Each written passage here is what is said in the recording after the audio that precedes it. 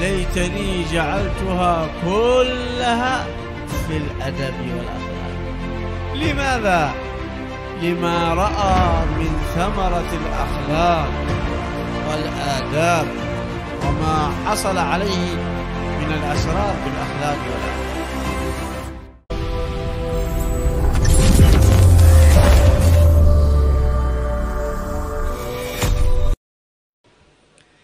Assalamualaikum warahmatullahi wabarakatuh. Alhamdulillah alladzi jama'ana fi hadzal majma' al-mubarak wa fi hadhihi as-sa'ah al-mubarakah wa fi hadhihi lailah al-mubarakah lailatul jum'ah.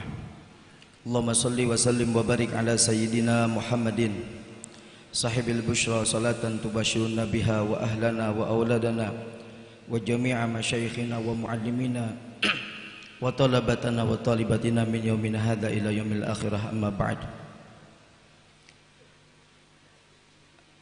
Annaka mudirul ma'had al-Kautsar naqulu lakum ya sidi ahlan wa sahlan wa marhaban bi ma'hadina.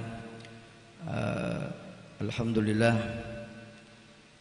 wa qad syaraftumuna bi ziyaratikum li hadzal ma'had wa insyaallah asallahu an yubarik lana wa auladina wa ahlina wa tulabina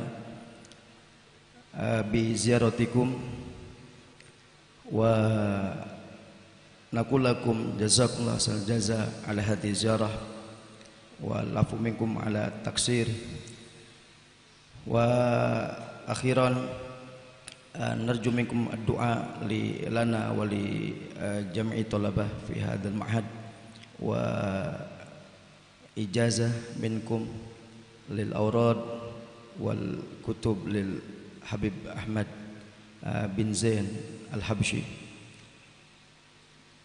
Alhamdulillah, kita bersyukur kepada Allah. Pada malam hari ini kita kedatangan tamu yang mulia, Habiban Al-Habib Abdurrahman bin Husain Al-Habsyi dari Hautah.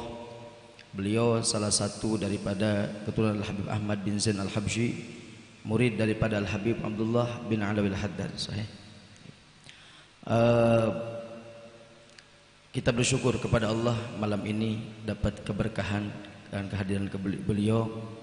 Semoga pondok ini tambah berkah, diberikan ilmu yang nafi', yang bermanfaat, barokah, amin ya rabbal alamin. Likaila na'khud al-waqt, maka dari itu kita sampaikan kepada beliau langsung saja. Wa ali fatafadhal mashkura wa sayutarjim al-akh Ahmad Dimyati. Fadhal.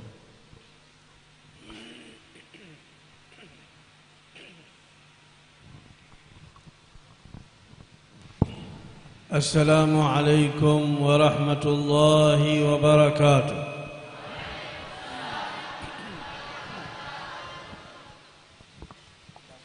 الحمد لله شكرا على نعم منه تترى، نحمده سرا وجهرا وبالغدايا والآصال. الحمد لله حمدا يوافي نعمه ويكافئ مزيده. يا ربنا لك الحمد كما ينبغي لجلال وجهك وعظيم سلطانك. سبحانك لا نحصي ثناء عليك أنت كما أثنيت على نفسك، فلك الحمد حتى ترضى، ولك الحمد إذا رضيت، ولك الحمد بعد الرضا. Beliau memulai ceramahnya dengan mengucapkan puji dan syukur kepada Allah Subhanahu wa taala atas segala limpahan nikmat yang selalu menghampiri datang kepada kita semuanya. Dan juga beliau memuji kepada Allah Subhanahu atas limpahan dan atas nikmat yang Allah berikan secara terus-menerus dan bertambah untuk kita semua. Dan beliau juga mengucapkan tasbihnya kepada Allah Subhanahu wa taala atas segala puji dan juga hamdalah dan syukur kepada Allah Subhanahu wa taala yang tidak dapat kami menghitung daripada pujian kita kepada Allah Subhanahu wa taala, dan juga beliau berdoa juga saat di akhir daripada pemuqaddimah beliau bahwa segala puji atas segala keridhaan yang Allah berikan kepada kita, dan itulah sebaik-baiknya ketika Allah sudah meridhoi kepada kita semuanya. والصلاة والسلام الأتمان الأكملان على سيدنا محمد سيد ولد عدنان والمبعوث رحمة للأنام. اللهم صل وسلم على سيدنا محمد بن عبد الله القائم بحقوق الله ما ضاقت إلا وفرجها الله وعلى آله وصحبه وسلم. Salawat salam yang sempurna kita haturkan kepada baginda Nabi Muhammad sallallahu alaihi wasallam, di mana beliau adalah tuan daripada seluruh umat manusia, dan beliau adalah seorang nabi yang diutus oleh Allah Subhanahu wa taala menjadi limpahan rahmat seluruh alam. Dan juga Rasulullah adalah Muhammad bin Abdullah. Beliau adalah yang bernama Muhammad bin Abdullah Al-Qaim bihuquqillah, yang beliau melaksanakan segala hak-hak Allah. Tidak ada satu hal yang sulit mengecualikan Allah mempermudah daripada kesulitan-kesulitan tersebut.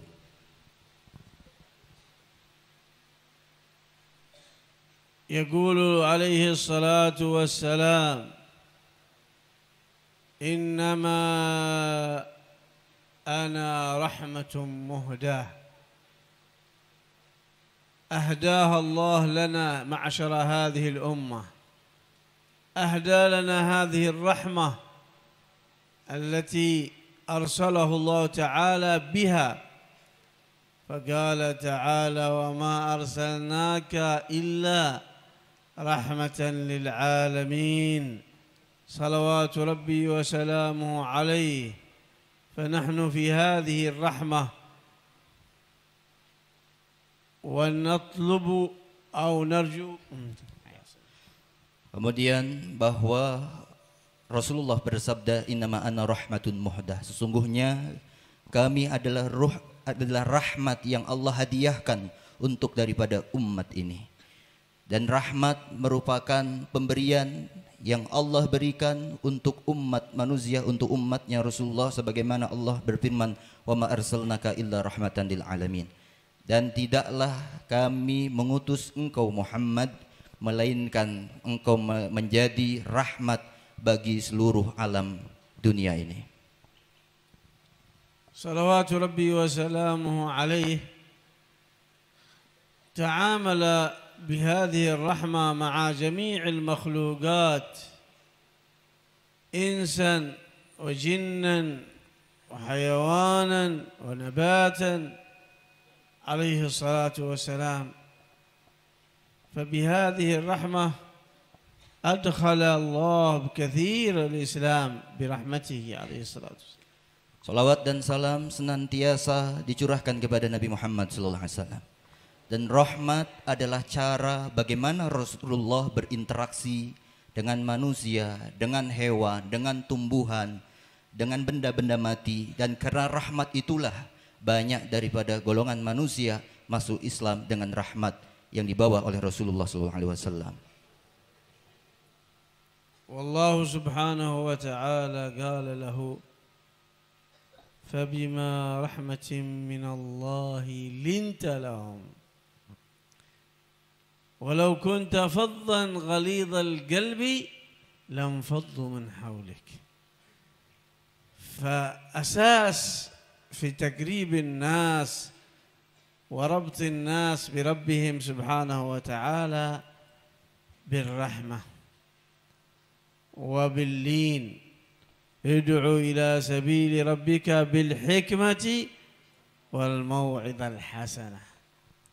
Bahwa Rasulullah SAW sebagaimana yang difirmankan oleh Allah, sungguh Karena dengan rahmat Allah lah engkau memiliki sifat yang lembut dengan seluruh manusia. Seandainya engkau Muhammad memiliki hati yang keras, niscaya orang yang ada di sekelilingmu akan menjauhi dari engkau semuanya. Maka dengan kelembutan dan rahmat daripada Allah Subhanahu wa taala, itulah di mana Rasulullah mengajak daripada berdakwah kepada umat kita semuanya. وهذا منهج لنا في تعاملنا مع الناس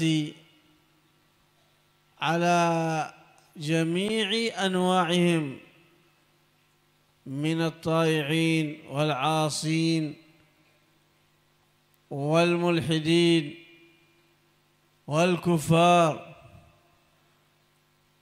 تعامل اللين والرحمة والدعوة بالموعظة الحسنة والحكمة، هذا منهج الأنبياء، منهج نبينا محمد صلى الله عليه وسلم. Pondasi di dalam kita berdakwah mengajak umat adalah dengan penuh rahmat dan penuh kasih sayang. Oleh karena itu dakwah kita dibangun dengan kerahmatan, untuk mengajak mereka orang yang taat, orang yang bermaksiat, bahkan ateis sekalipun yang mengingkari ketuhanan, kita ajak mereka dengan hikmah dan mau'izah hasanah, dengan penuh hikmah dan kelembutan, karena itulah manhaj para anbiya, manhaj para nabi di dalam berdakwah mengajak dalam kebaikan. والدعوة إلى الله سبحانه وتعالى لابد تحتاج إلى العلم. وأنتم في هذا الموطن المبارك تتلقون هذه العلوم وهذه الفهوم والآداب والأخلاق التي تنور أولا بصائركم وبها تنورون غيركم فيما بعد. Dan kalian semuanya di sini untuk dakwah kepada Allah membutuhkan ilmu. Dan pada kali ini kalian berada di tempat di mana di tempat ini kalian mengambil ilmu, kalian belajar adab, kalian belajar akhlak. Ilmu, akhlak dan adab itulah yang bisa menerangi hati kita semua. Dan ketika hati kita sudah menjadi terang benderang, maka kita akan bisa menyampaikan dan memberikan cahaya ini untuk kepada yang lainnya. Wal ilm asna sairul a'mali. Al ilm asna sairul a'mali wa huwa dalilul khair wal ifdali. Ilmu adalah merupakan sesuatu yang memiliki peringkat yang paling tinggi, yang paling mulia, karena ilmu adalah petunjuk untuk segala kemuliaan dan kebaikan. Wala sima ashraful ulum alladhi anzalahu Allah ala nabiyhi afdalil khalqi sallallahu alaihi wasallam. Ulumul Qur'an was sunnah, علوم الشريعة التي أنزلها الله تعالى على هذا النبي الكريم تفضل كل العلوم، وكل العلوم تندرج تحتها وتستمد بعض العلوم منها. Apalagi ilmu yang paling tinggi dan ilmu yang paling mulia adalah ilmu yang Allah turunkan kepada nabinya, yaitu ilmu Al-Quran dan Sunnah. Karena seluruh ilmu yang ada di muka bumi ini berembrio, bersumber daripada ilmu Al-Quran dan As-Sunnah. يقول الشاعر تعلم فليس المرء يولد عالما وليس أخو علم كمن هو جاهل. فإذا رأيتم أحد كذا خرج من بطن أمه قلوا يعرف ويتعلم ويعني قلوا عالم، إنما حتى الذي يخرج من بطن أمه كل يوم يتعلم كيف أول يرضع وكيف كذا وبعد ذلك كيف يحبي وكيف يمشي، كله تعليم حتى من أمور الحياة. فليس المرء يولد عالما وليس أخو علم كمن هو جاهل. أهل العلم هذا له رفعة. Beliau menyitir sebuah penyair yang mengatakan bahwa belajarlah karena tidak setiap manusia dilahirkan dalam keadaan menjadi orang alim yang berilmu. Oleh karena itu seluruh manusia di saat dilahirkan di muka bumi ini tidak ada ilmu sedikit pun yang dia bawa. Dari sejak kecil dia belajar bagaimana menyusui, bagaimana dia berjalan, dan apa yang semua berkaitan dengan kehidupan manusia kita tidak mengetahuinya kecuali dalam melalui proses belajar. Sehingga beliau tegaskan lagi, belajarlah karena tidak ada manusia yang terlahir di muka bumi dalam keadaan alim, dan orang yang memiliki ilmu tentunya tidak sama seperti orang yang bodoh. إنما الحسرة على من أمكنه أن يتعلم فلم يتعلم. من الذي أمكنه؟ أنتم جالسون تتعلم. واحد هذا مجتهد يتعلم ويأخذ وأنت كسلان. أمكنك أن تكون مثله وأنت في حلقة واحدة معه وأستاذ واحد ومعهد واحد وهو تعلم وأنت أخذتك نفسك وهواك وكسلك فخرجت هكذا بشيء قليل، بنصيب قليل من العلم. هذا حسرتك كبيرة. Kerugian adalah bagi seseorang yang punya kesempatan untuk belajar seperti kalian di tempat ini. Tapi ada di antara kalian yang bersungguh-sungguh sehingga bisa mendapatkan ilmu yang banyak. Tapi ada pula yang lainnya, dia malas, dia terbawa oleh hawa nafsunya, sehingga dia tidak bisa seperti temannya yang rajin. Padahal dia punya ustadz yang sama, guru yang sama, pondoknya sama, tempatnya sama. Tapi karena dia tertipu, tergoda oleh bujukan rayuan hawa nafsu dan setan, sehingga dia hanya membawa sedikit bekal daripada ilmu dibanding dari temannya yang rajin. تدرون من هو العدو العظيم الكبير للإنسان؟ عدو لدود يسمونه، هي النفس. نفسك التي بين جنبيك أعداؤك. Tahukah kalian siapa musuh terbesar yang menjadi musuh selamanya bagi manusia? Musuh terbesar bagi umat manusia adalah hawa nafsu. Hawa nafsu itulah yang terus akan menjadi musuh manusia sepanjang masa. Allah khalaqa an-nafs wa khalaqaha tuhib ad-da'ah wal-raha wasyahawat. Hakadha khalaqaha Rabbi. Allah menciptakan hawa nafsu memiliki karakter menyukai apa yang disenangi oleh kenikmatan, santai, apa yang diinginkan oleh syahwat kita, dan seperti itulah Allah menciptakan nafsu memiliki karakter yang buruk. Tashtahi kull shay, halal haram tashtahi, ta'am tashtahi, raha tashtahiha. ملذات في الدنيا هنا تشتهيها النفس، لكن نحن أمرنا الله تعالى بتهذيبها وتزكيتها حتى تنقاد لأوامر الله تعالى فنكون على ذلك مثابين. قد أفلح من زكاها، أفلح، وقد خاب من دساها. Allah menciptakan hawa nafsu memiliki karakter menyukai hal-hal yang diinginkan tanpa peduli halal haramnya, entah itu makanan, maladzat, segala bentuk kenikmatan, dan apa yang kita inginkan, tidak peduli hal tersebut. Akan tetapi kita diperintahkan oleh Allah Subhanahu wa taala untuk mensucikan dan membersihkan daripada jiwa dan hawa nafsu itu, sehingga Allah berfirman, qad aflaha man zakkaha, telah bahagia dan telah beruntung manusia yang bisa mensucikan dan membersihkan daripada hawa nafsunya, dan sebaliknya telah merugi orang yang mengotori daripada hawa nafsunya. والفلاح في تهذيب النفس بمخالفتها، بمخالفة النفس. كطالب علم إذا دعتك النفس إلى أنك تنام عن الحلقة عن الدرس خالفها.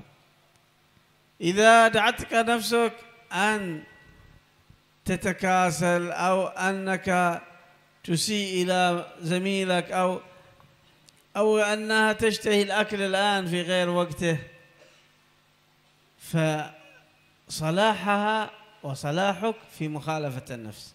حتى وصل بكثير من العارفين يخالف هوى نفسه حتى في المباحات. لو أرادت نفسه ماء بارد، هذا ماء بارد يعني مباح، يقول لنفسه يعني ماشي ماء بارد، ويقول هل ماء بارد أحسن. بينه وبين نفسه يقول ما في ماء بارد الآن، يخالفها حتى انقادت له النفس. فتنقاد له النفس في المأمورات، في الطاعات، في طلب العلم، تكون نفسه هذه خطامها بيده وليس هو بيد نفسه. Kemudian cara sukses untuk melawan hawa nafsu adalah dengan kita lawan, dengan kita menyalahi daripada keinginan yang diinginkan oleh hawa nafsu kita. Kalian misalkan ketika harus belajar, hadir majelis, tapi ada rasa malas daripada hawa nafsu yang mengajak kalian untuk tidak mengaji, untuk tidak hadir majelis, maka kalian harus kalahkan, lawan daripada hawa nafsu, hadir majelis tersebut. Disitulah kunci di mana kita bisa mengalahkan hawa nafsu. Bahkan dahulu orang-orang muqarrabin, orang-orang yang punya kedekatan dengan Allah, tidak hanya sesuatu yang haram mereka untuk mengalahkan hawa nafsunya, sekalipun dalam hal yang mubah yang diperbolehkan oleh syariah, hal yang kecil seperti meminum air yang dingin, itu adalah hal yang diperbolehkan oleh syariah, oleh agama kita, oleh hukum fikih. Tapi ada di sebagian mereka orang-orang yang memiliki kedekatan dengan Allah, ketika hawa nafsunya menyuruh dia menginginkan untuk meminum air putih tersebut, maka dia lawan, maka dia tidak ikuti daripada hawa nafsunya, dan dia mensucikan sehingga nafsu itu tunduk kepadanya. Dan kunci yang harus kita pegang adalah memegang kendali daripada hawa nafsu tersebut. Bukan kita yang dikendalikan oleh hawa nafsu, tapi diri kitalah yang harus bisa mengendalikan hawa nafsu tersebut.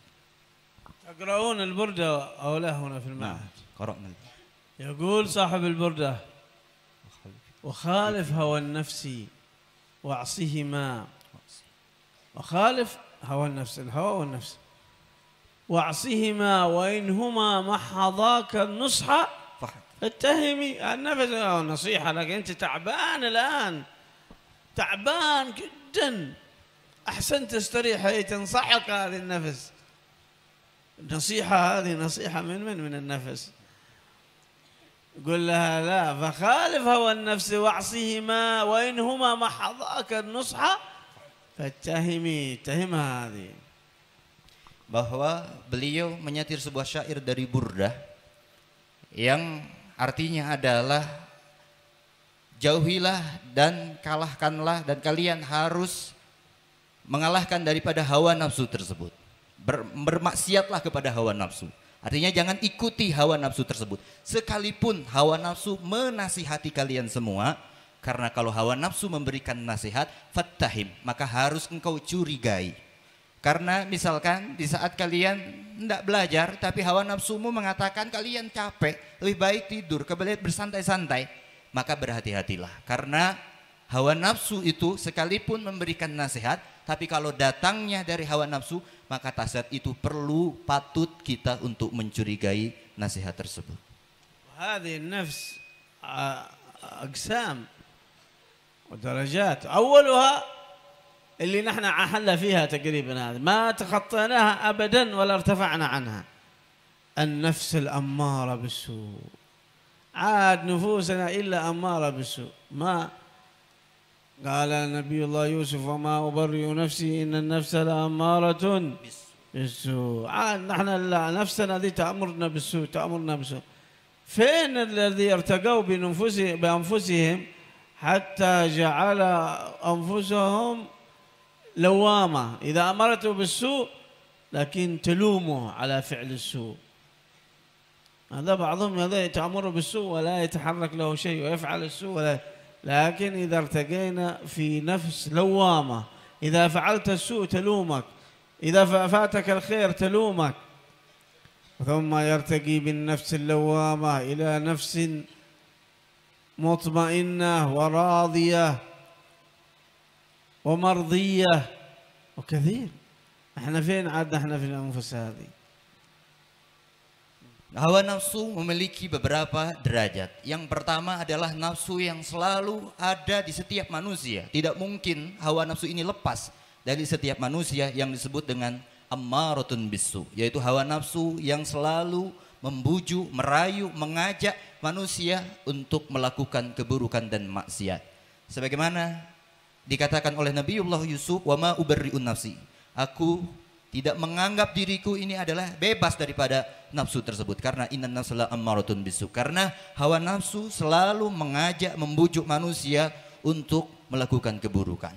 Akan tetapi kalau kita mendidik, membersihkan hawa nafsu ini, maka kita akan bisa meningkat hawa nafsu ini kepada tingkatan yang kedua, adalah disebut dengan nafsul lawamah, yaitu sebuah hawa nafsu jika kita melakukan sebuah pekerjaan yang buruk, sebuah kemaksiatan, pelanggaran, maka dia akan mengejekmu, dia akan memberikan teguran kepada kalian. Lalu kemudian kalau kita meningkatkan kualitas lagi dalam membersihkan hawa nafsu ini, maka akan naik tingkatan yang ketiga, yaitu nafsul mutmainnah, nafsu yang tenang, nafsu yang tidak memberontak untuk kalian melakukan kemaksiatan. Sehingga kalau kita melanjutkan lagi perjalanan kita dalam membersihkan hawa nafsu, akan naik tingkatan yang keempat, yaitu nafsu radiyah, yang ridho dengan apa yang Allah berikan kepada manusia, dan setelah itu akan masuk di dalam fase mardiyah, yaitu sebuah hawa nafsu yang mendapatkan ridho dari Allah Subhanahu wa taala. يقول سيدنا العيدروس الأكبر: لما بلغنا بالنفوس ما شق عليها، لما بلغنا بالنفوس ما شق نلنا المنى. أول مجاهدة للنفس، مجاهدة. وأكثر ما يجاهد الإنسان نفسه طالب العلم، أكثر هذا أول ما يبدأ بمجاهدة نفسه. لما بلغنا بالنفوس ما شك نلنا المنى، بعد خلاص، بعد ما أماتوا أنفسهم نالوا الشرف، نالوا الدرجات، نالوا.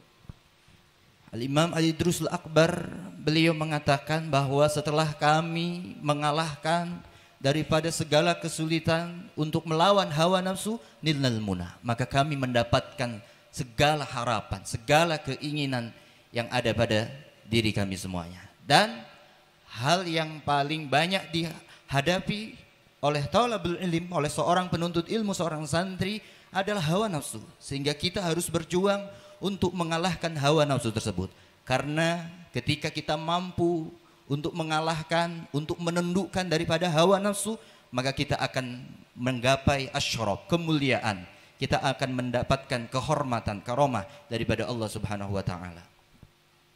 وهكذا أيها الأحباب لا نطيل عليكم، فاقرنوا هذه الطلب بالعلوم العلوم الشريفة بالآداب والأخلاق، لأنه العلم بلا أدب ولا خلق كالشجرة بلا ثمر، شجرة ما تستفيد شيء منها بس هكذا، لكن لو كان فيها علم وآداب وأخلاق استفاد.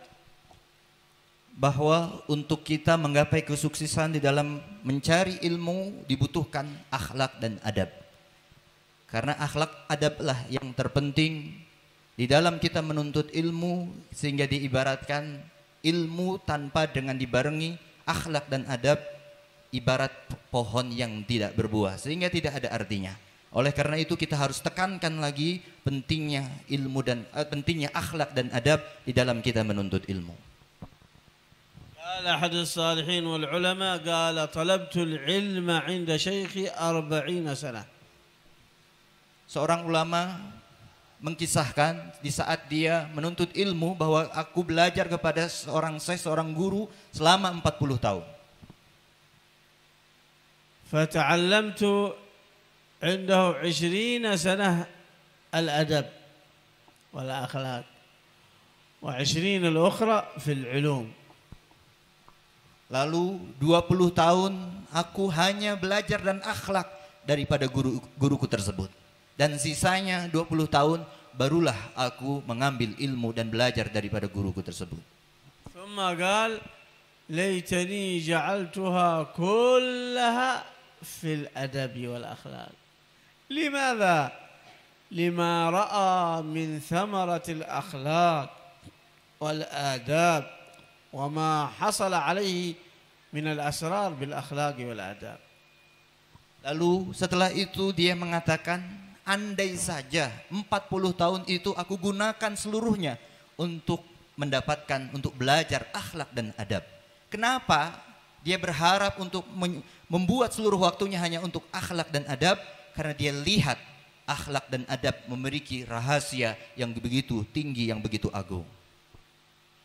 طالبة العلم إذا لم يكن عندها الأخلاق المحمدية، الأخلاق النبوية من العفة والحشمة والحياء، هذا علمها مردود عليها.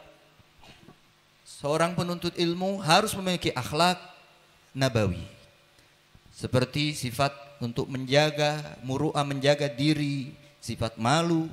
Karena orang penuntut ilmu yang tidak berakhlak dan tidak beradab, maka ilmunya tidak diterima. إلا أكثر أوقاتها مع الواتساب وغيره من الأمور التي لا تغني ولا تسمن من جوع، وإلا وتطورت إلى أمور أخرى، إلى هذا التوك ولا ايش يسمونه، تيك توك. وفين توك توك هذا؟ وعادوا بالحجاب، ما شاء الله. فيش فائدة الحجاب وأنتم تفعلوا هذا المعصية؟ الحجاب وممارسة هذا البرنامج وكذا. هنا انحلت الأخلاق، صارت عندنا صور، بس صور، والأخلاق داخلنا خالية. الآداب، الحشمة، الحياء انخلعنا منها.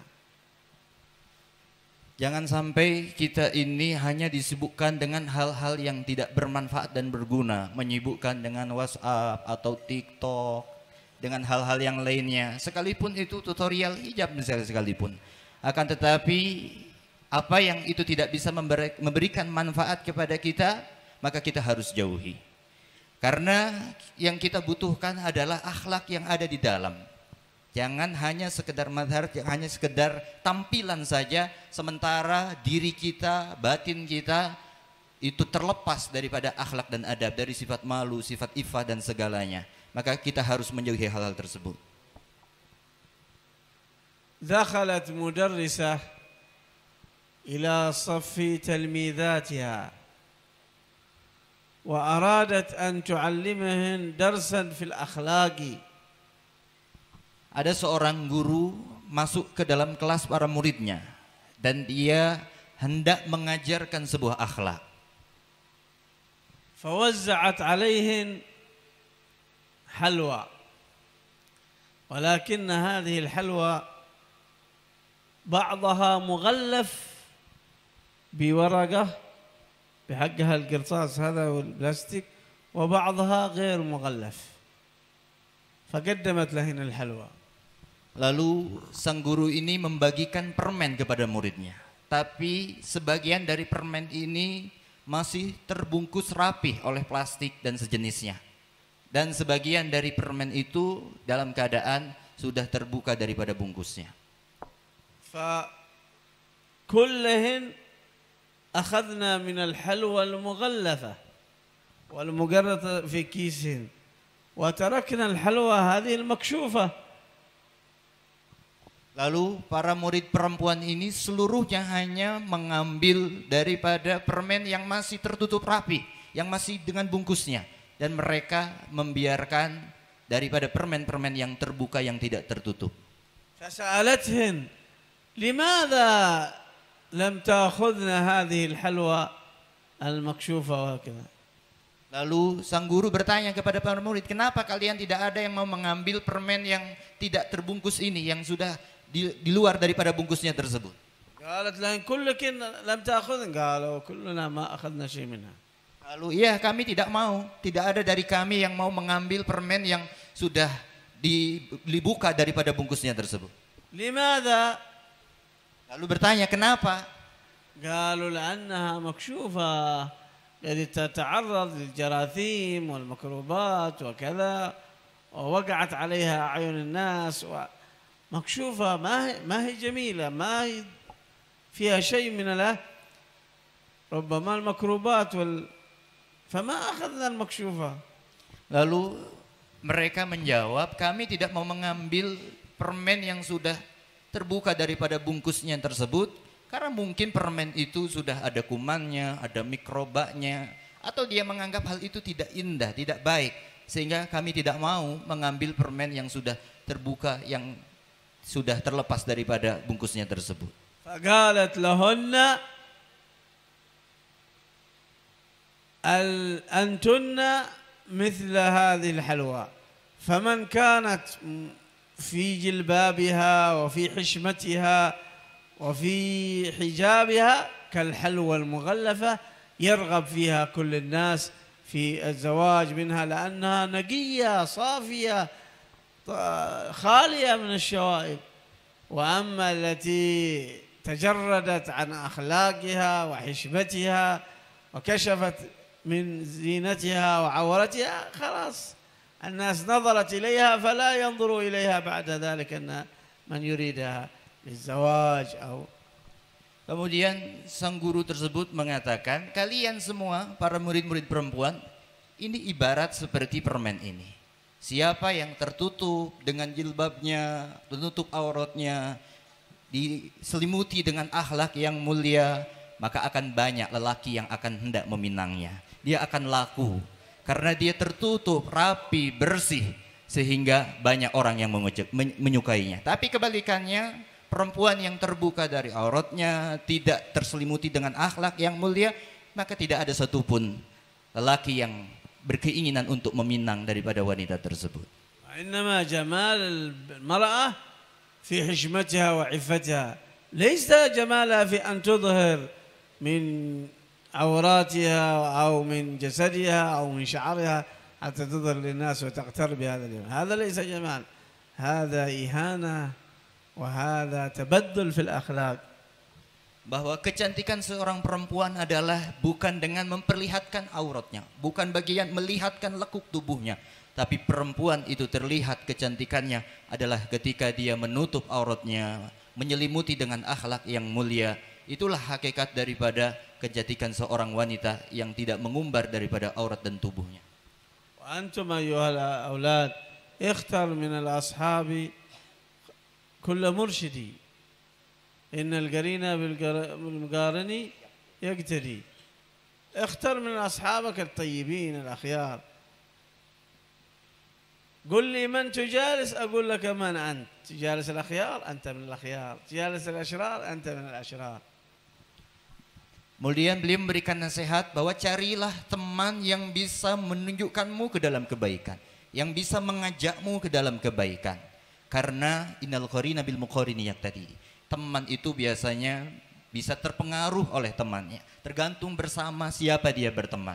Kalau dia duduk dengan orang baik, maka dia akan terbawa menjadi baik, akan terpengaruh menjadi baik. Kalau dia duduk berteman, berkumpul dengan orang yang buruk, maka dia pun akan terpengaruh daripada keburukan tersebut, sehingga dia menjadi orang yang tidak baik. Al-mar'u ala dini khalilih falyanzur ahadukum man yukhalil. Ikhtar lak al-ashab at-tayyibin li يعني يساعدونك على الخير. Maka lihatlah dalam kalian berteman, siapa di antara mereka yang menolongmu, membantumu, mengajakmu di dalam kebaikan, maka temanilah mereka. وفقنا الله وإياكم بكل خير، اجعلنا من أهل الخير. آمين يا رب. اجعلنا اللهم من أهل الخير، يا من وفق أهل الخير للخير وعانم عليه ووفقنا للخير. آمين يا رب. وأعنا عليه برحمتك يا أرحم الراحمين. آمين يا رب. اللهم افتح علينا وعلى هؤلاء الطلاب فتوح العارفين. آمين يا رب. فقهنا في الدين، اجعلنا من العلماء العاملين. آمين يا رب. هادين مهتدين غير ضالين ولا مضلين، حربا لأعدائك آمين يا رب. وسلما لأوليائك. آمين يا رب. نحب بحبك الناس ونعادي بعداوتك من خالفك من خلقك برحمتك يا أرحم الراحمين. اللهم اغننا بالعلم، زينا بالحلم، أكرمنا بالتقوى، جملنا بالعافية. اللهم ارزقنا فهم النبيين وحفظ المرسلين والهام الملائكة المقربين برحمتك يا أرحم الراحمين يا أرحم الراحمين. آتي نفوسنا تقواها، اللهم آتي نفوسنا تقواها، اللهم آتي نفوسنا تقواها. زكها أنت خير من زكاها، أنت وليها ومولاها برحمتك يا أرحم الراحمين.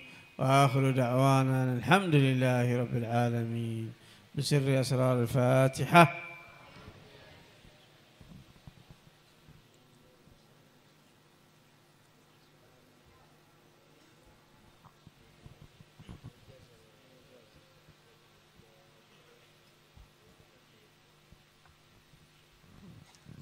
كما طلبوا الإجازة، إن صحت لنا الإجازة نجيزكم بما أجازونا فيه مشايخنا